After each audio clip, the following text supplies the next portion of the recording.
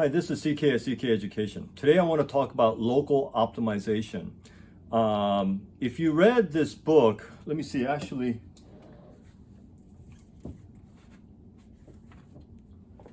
should have gotten this out in the first place, but this book right here is an old book. This was written in, I don't even know, maybe in the 80s or something.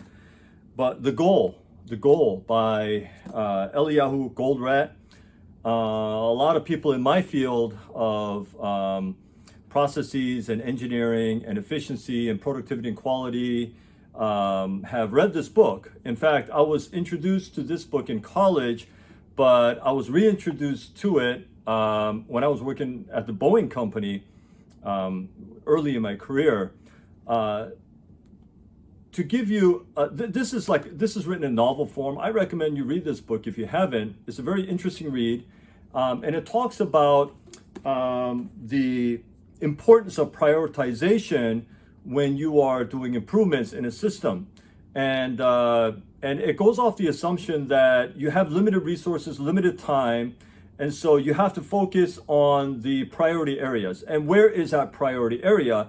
And in this book, The Goal, Goldratt talks about the importance of bottlenecks and identifying bottlenecks and relieving the bottlenecks so that the entire system is improved.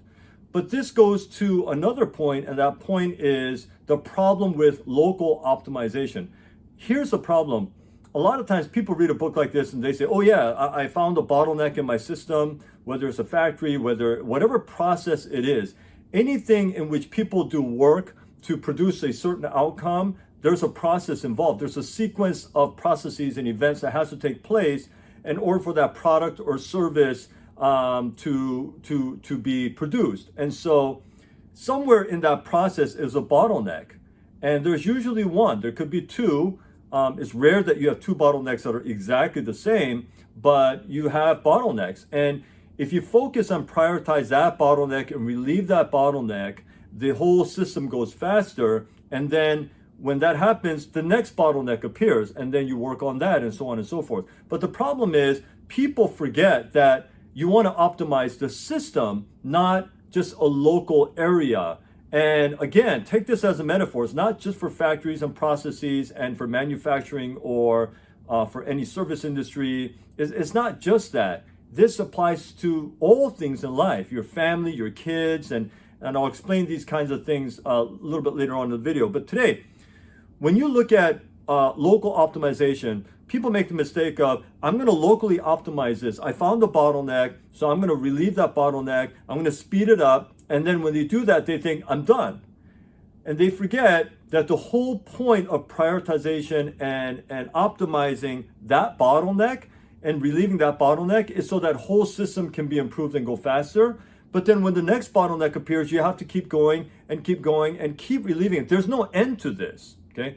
But people think that there's an end. And as soon as you think, okay, I'm done, your system begins to deteriorate. Your system begins to get in a state of complacency and a status quo that just sort of begins to over time decay and get slower and become less and less efficient. This is the whole thing about, and I talked about in my last video about Kaizen, what Toyota Production System and what Taiichi Ohno did, and he was taught by Dr. Edward Deming. And so the whole plan, do, check, act cycle, the whole Kaizen continuous improvement cycle, in that it never ends. There is no, I'm done prioritizing, I'm done relieving my bottlenecks, and so I'm done. There is no done.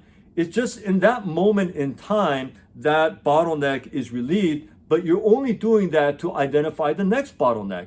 And when the next bottleneck is identified, you go relieve that and you make the system faster. And then you look for the next one and the next one. People, well, when are we finished with this? There is no end to it. It's just like improving yourself. Okay, there are bottlenecks in your own life. You say, well, right now, this is really weighing me down.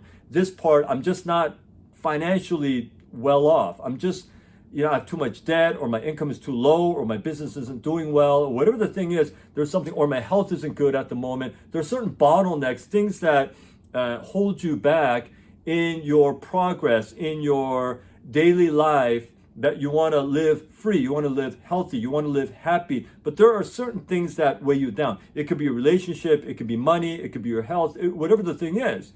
So what you do is you work on that thing, okay? And so we say, oh man, my all of a sudden I was diagnosed with something, or my health isn't good, or whatever it is. So we start working on that. We are relieving our bottleneck. But once we get good with that, it's not like, okay, I'm done and now everything's okay. There are other things that happen, okay? And so we have to continue to. There is no I'm done. We want to continually improve ourselves. We want to continually improve our systems in life. And sometimes that system is a system where we work. Sometimes it's our bodies. Sometimes it's our kids. It's a relationship, whatever the thing is. But local optimization can be dangerous because it can fool you into thinking that once you have that thing taken care of, everything is taken care of. And it is not. That one thing is a temporary thing that you have to focus on and relieve, and then you got to go look for the next thing to work on, okay?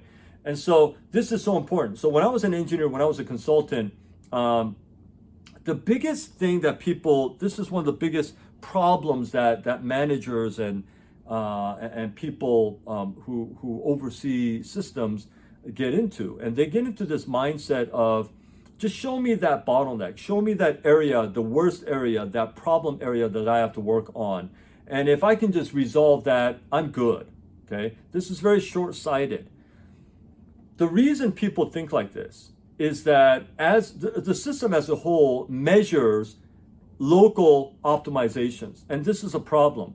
This division is doing really well, so they get bonuses, they get awards, they get rewarded for it. This division isn't doing that well, and they don't get rewards, they don't get awarded. So, but the system rewards local optimizations as if, good job, guys. The system has to reward when the entire system does well. And when one part of the system doesn't do well, the other parts of the system have to be encouraged to help that other system that's not doing well, other part of the system that's not doing well, so the whole benefits, okay? It's just like in sports. If one player does really well, they get rewarded, good job, but the whole team lost. The team lost the game.